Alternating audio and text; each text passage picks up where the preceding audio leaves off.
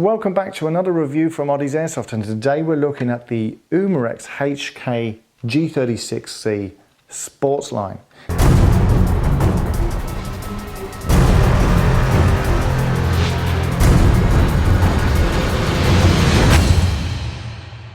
This review has been brought to you in part by Main Irish Airsoft.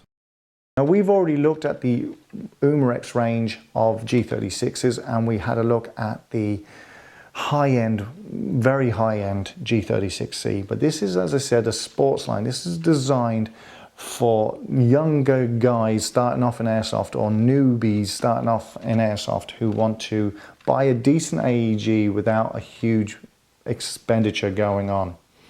This is one of the biggest sellers, one of the most popular sellers in many of the Irish airsoft retailers, and in fact across the world.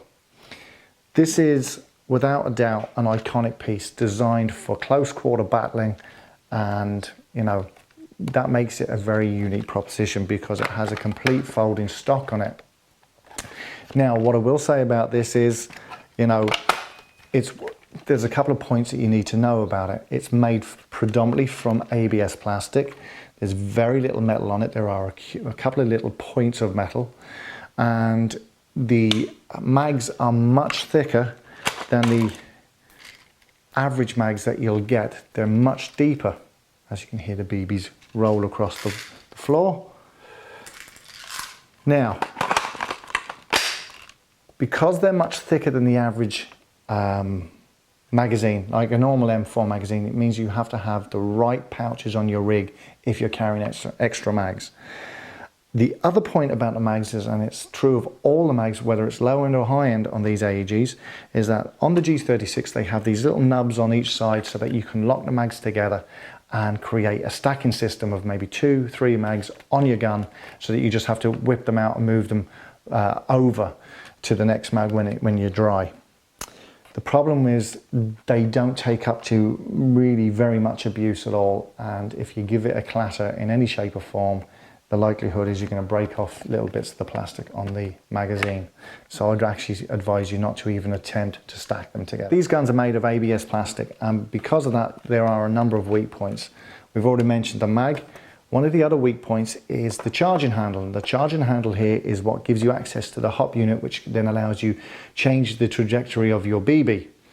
So a lot of youngsters, because they're so used to seeing it all on COD Duty and all the, you know, all the modern games, they tend to whack this back, fiddle with it, and then go for the slap because it looks cool, it looks hard, and you are going to destroy this charging handle in no time at all because it's only cheap plastic that's being used. So what I would advise you to do is, if you're racking back, do it gently and come back gently, bring it back round. The other thing is the foldable stock, you have to kind of lift it into place and then lift it back out, because what it needs to do is it needs to come up and attach on this hook here. People tend to slap them around, and what happens is that hook gets busted up, and again it becomes an issue. Now, we looked at the Jing Gong Sportsline version, the same gun, G36c, and it was utter garbage. Internally it was garbage, and externally it was garbage.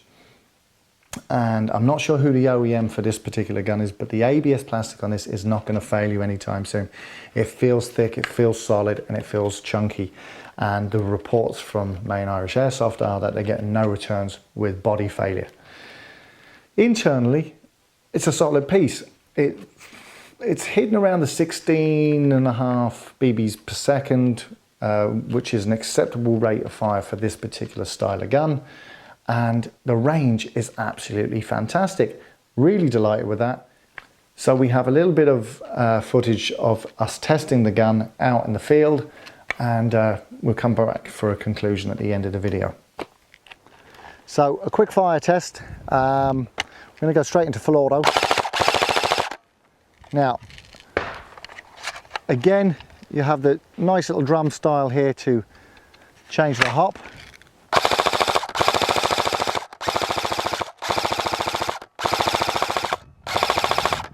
Now, as with all my testing, I'm in very windy conditions. I've got a tree set of trees on either side breaking the wind for me, a nice little tunnel. At the end, at a 40-meter range, we've got a stump, and that's what I'm aiming to. And I've checked the distance on this with a laser rangefinder, and I have to say, this is a nice little performer. You know, a lot of people use these for close quarter battling, but I can be quite honest with you, it'll go toe to toe with most of the AEGs in field, like out in the open. So great range, great pace of fire. Accuracy is very good, grouping is good because I can keep it nailed on the stump down there, and it's all beading in nicely. Selector switch ambidextrous, which is fantastic. Single shot.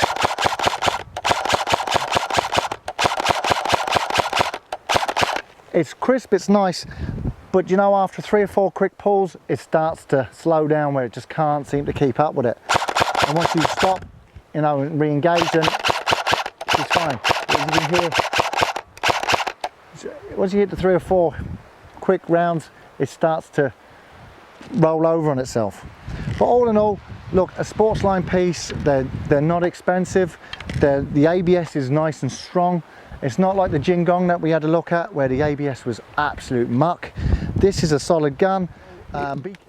Another cracking piece from Umarex. HK trades are subdued, unlike their usual essay that they put on their guns. And I don't understand this. Their high-end stuff, they tend to write a whole big Umarex essay on it. On their low Sportline stuff, they just keep it neat and informal, which is so much nicer. So maybe they should swap that around. So, all in all, superb piece. If you're in the market for the G36 style type gun and you don't have a huge budget, check out the Umarex HK Sportline version. I can thoroughly recommend it after having used it in testing. Superb range, superb rate of fire, and accuracy and grouping of BBs was very, very solid for something that's just straight out of the box. So this has been Oddie's Airsoft, and we hope to see you in the next review.